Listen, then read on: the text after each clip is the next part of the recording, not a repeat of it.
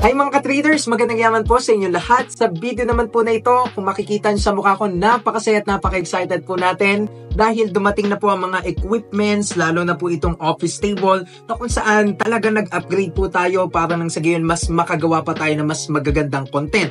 O kaya naman sa dulo ng video na ito, meron din akong bonus sa inyo, may surprise din ako, kaya naman panoorin ng buo, no? So pero bago tayo magsimula, guys, bago tayo magpatuloy, kung bago ka lamang pala dito sa aking mga social media accounts. Ako nga po pala si Estudyante Trader, sa po tayong Junior Financial Analyst, but also I am a content creator na gumagawa ng mga content about business, finance, economics, para nang sa gayon yung mga kababayan po nating Pilipino, mas marami pang matutunan. Kaya naman mag-like ka na, mag-subscribe ka na, hit mo na yung mga notification bell button, para nang sa gayon, lagi kang updated, no? So, unang-una guys, syempre, ano bang ginagawa natin, ano?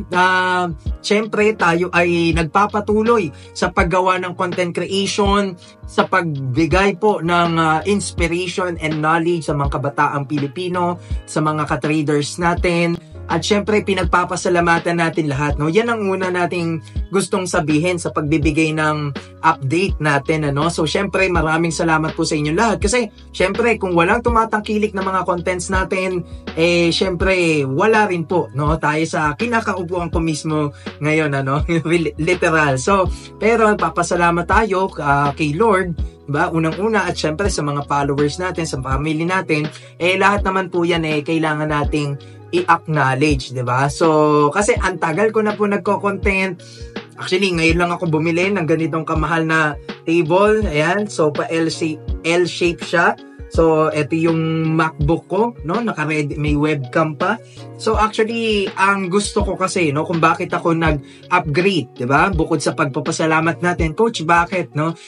Syempre, upgrade po, no? Kumbaga, talagang kailangan nating pagbuhusan ng pera din at ng panahon, no, para mag-upgrade din yung ating mga equipments, 'di ba? So kailangan din tayo mag-invest diyan para syempre mas magandang content, mas magandang mga equipments, mas efficient siya. 'Di ba? So mas gaganahan ka din. Totoo naman 'yun, no? But then, syempre pag magko-content ka, hindi naman kailangan lahat to sa una, no? Mga cellphone mo lang, internet, no? Content mo mismo, okay naman 'yon. Okay? Pero sa atin, this is where the time that I am able now to acquisite or acquire, no, ng mga fixed assets, no, para nang sa gayon syempre mas ma-improve pa yung mga paggawa natin ng content. Kasi alam niyo mga ka-traders, no, kung hindi niyo natatanong in the past months, in the past years ng paggawa ko ng video, actually set up pa, no, hindi pa plug and play. Sa ngayon pag upo ko dito, meron na akong MacBook dito, pwede nang i-edit ka agad. Tapos ito pa yung mic ko, hindi ko lang ginamit sa ngayon. Pero ang gusto ko kasi pag gagawa ng content, yung isang pagkaupo mo, salpak, konting pindot, record, 'di ba? Parang konting edit, o minsan wala nang edit, okay na, 'di ba? Naka-publish na yung content. Hindi yung ginagawa ko sa dati, talagang set up pa muna. Kaya medyo mahirap ang buhay, medyo mahirap ang pagko-content, no? Pero kidding aside from that, papasalamat tayo ngayon. Lalo na, yun na nga, no, sa inyong lahat, no, masaya, syempre, may equipment ka na, syempre, ayusin mo na lang content mo, magsipag ka, diba? So, bakit maraming maraming walang equipments, pero talagang ang galing nila, no, hindi nga magaling magsalita, pero yung content itself, talagang ang ganda, diba? So, kaya, sa content creation, no, kailangan mo dyan magandang content talaga, dedicated ka, committed ka.